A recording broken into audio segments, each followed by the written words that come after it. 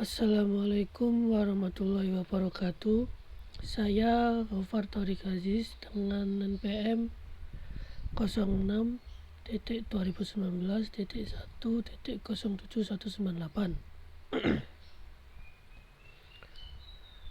Di sini saya akan menjelaskan tugas praktikum modul 5 dan 6. Untuk yang pertama-tama saya akan menjelaskan untuk modul 5 ya. Untuk soal modul 5 yang pertama, jelaskan apa itu thread dengan bahasamu sendiri. Thread merupakan sebuah status eksekusi atau running ready dan lain-lain, atau sering disebut dengan lightweight process.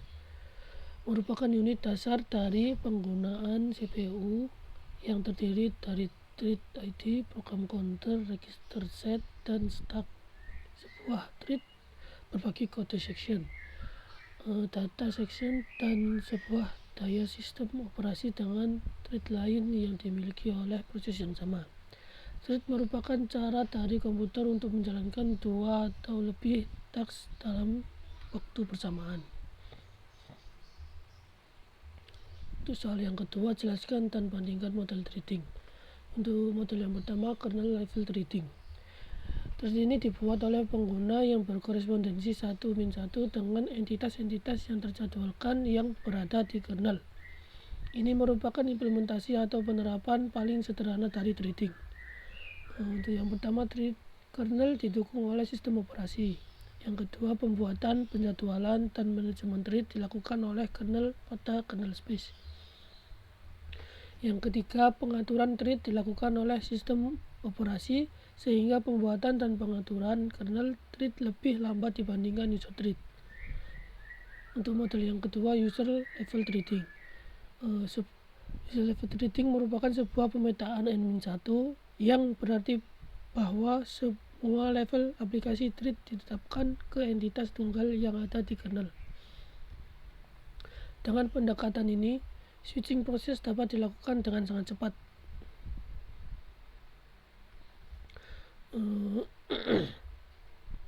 Thread pengguna didukung. Untuk yang pertama, thread pengguna didukung kernel serta diimplementasikan dengan pustaka atau library thread pada tingkatan pengguna. Untuk yang kedua, pustaka atau library menyediakan fasilitas untuk pembuatan thread, penjadwalan thread, dan manajemen thread tanpa dukungan dari kernel.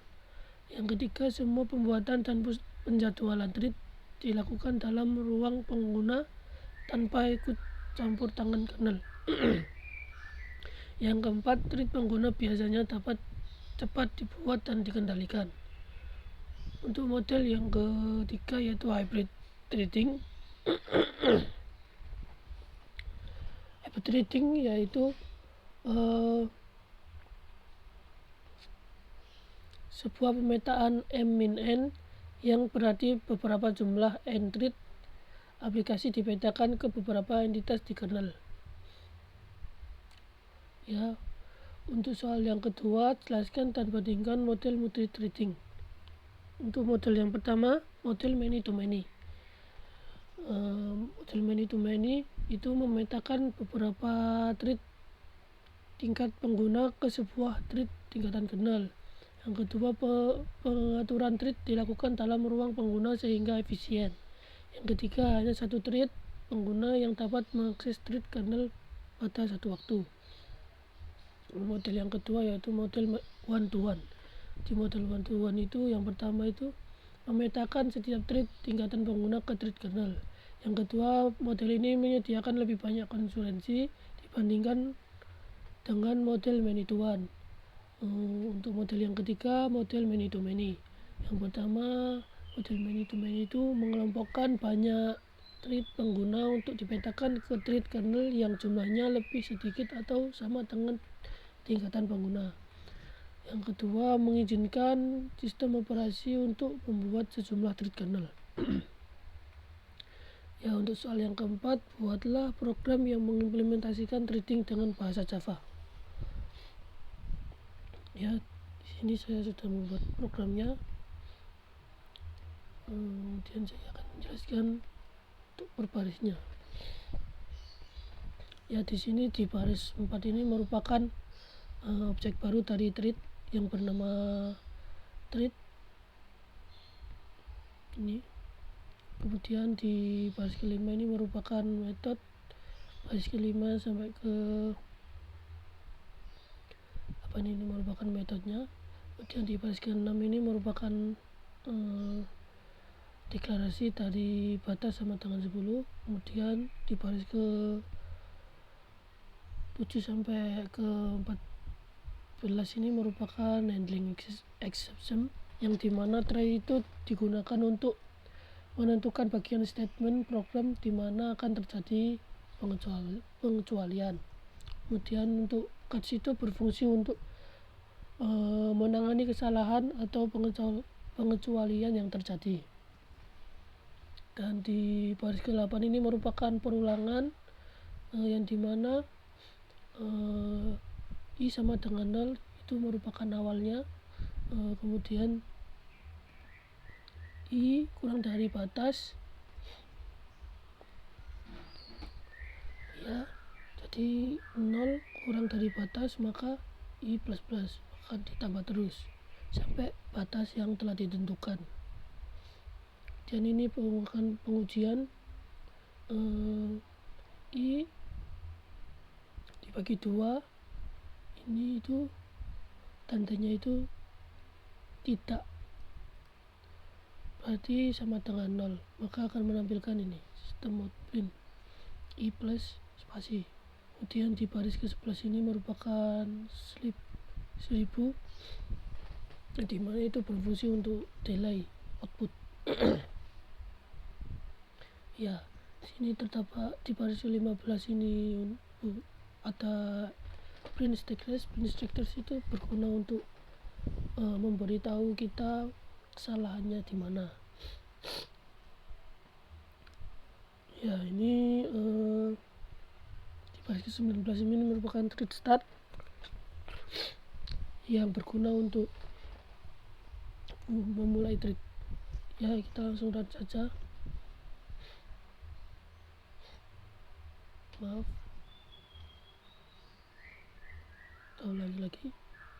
Ya, seperti ini. Jadi itu gunanya slip itu untuk delay 1 detik tadi. Jadi delaynya itu akan dari output ke satu ke output yang lain itu akan terdapat delay.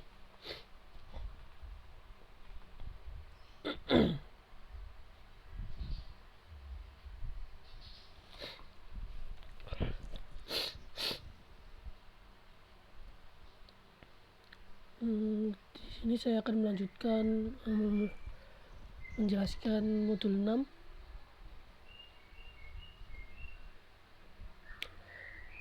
Untuk yang modul 6, soal yang pertama itu jelaskan apa itu Windows Service. Windows Service adalah sebuah aplikasi yang tidak memiliki user interface dan berjalan di latar belakang atau background. Biasanya digunakan untuk membantu atau melayani dari sistem utama seperti operating system, tidak seperti aplikasi pada umumnya di mana aplikasi berjalan karena ada tindakan dari pengguna sebelumnya. Windows Service dapat berjalan secara otomatis tanpa ada campur tangan dari pengguna. Untuk soal yang kedua, jelaskan cara kerja Windows Service. Windows Service berjalan di latar belakang dan menyediakan beberapa fungsi tertentu secara spesifik. Windows menyediakan sebuah antarmuka pemrograman aplikasi untuk Windows Service yang disebut dengan Service Control Manager atau SCM, yang mengatur bagaimana Windows Service dimulai dan dimatikan. Sebuah aplikasi yang hendak menjadi sebuah Windows Service harus ditulis dengan sebuah cara, yaitu ia harus mampu menerima dan menangani pesan-pesan seperti start, stop, pause, dan lain sebagainya dari Service Controller Manager. Lalu dalam salah satu atau beberapa panggilan antarmuka pemrograman aplikasi lainnya, nama layanan dan atribut lainnya seperti halnya deskripsi juga diatur oleh Service Control Manager.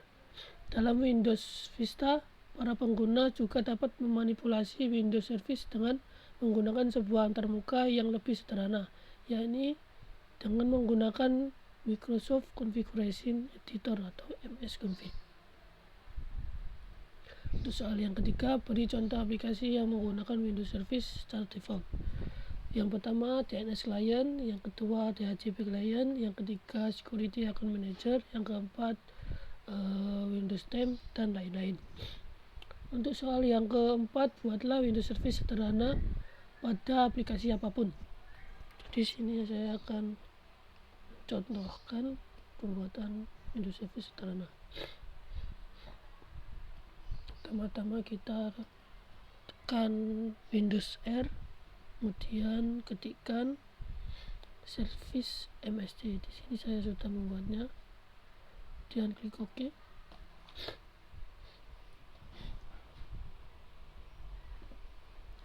Kita tunggu.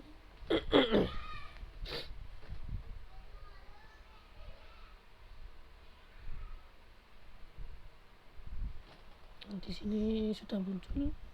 Kita pilih nama Windows Service-nya.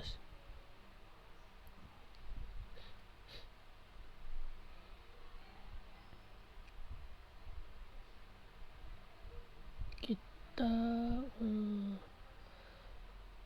contoh, kita pilih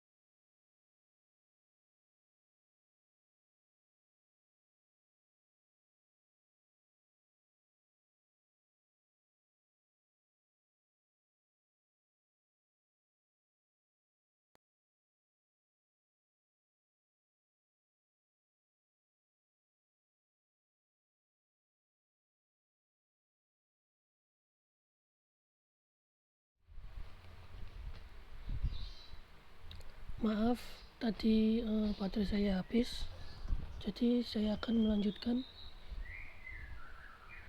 Kita contohkan itu namanya ini, kita cari nama, contohnya itu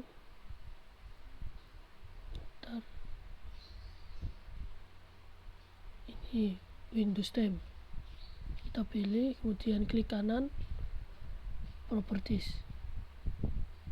Kemudian ini nama service name itu kita copy ctrl-c, kemudian kita OK, kemudian kita buka notepad,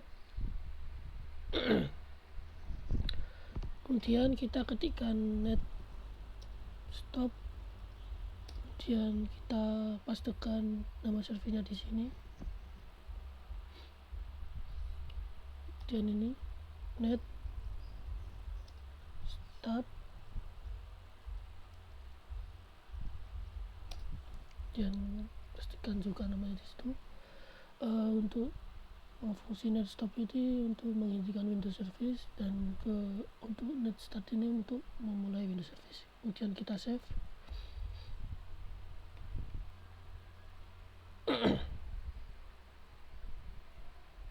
Ya, kita beri nama seperti tadi ini w32tem, kemudian kita tambahi belakangnya dengan titik batch. Kemudian untuk save as eventnya itu pilih all files, kemudian save. Ya sudah.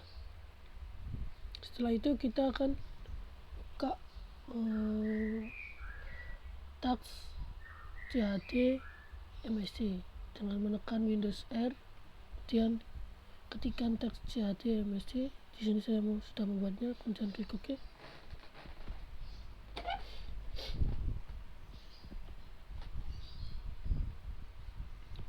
Dan masih loading.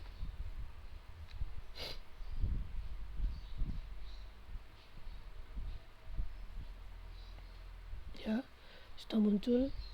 Di sini kita akan membuat teksnya dengan klik create text. Kemudian kita kopikan nama tadi di sini. Ya, kemudian ini centang run with access privilege.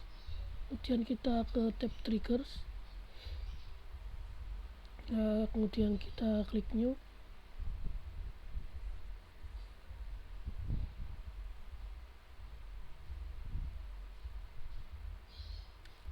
Masih loading.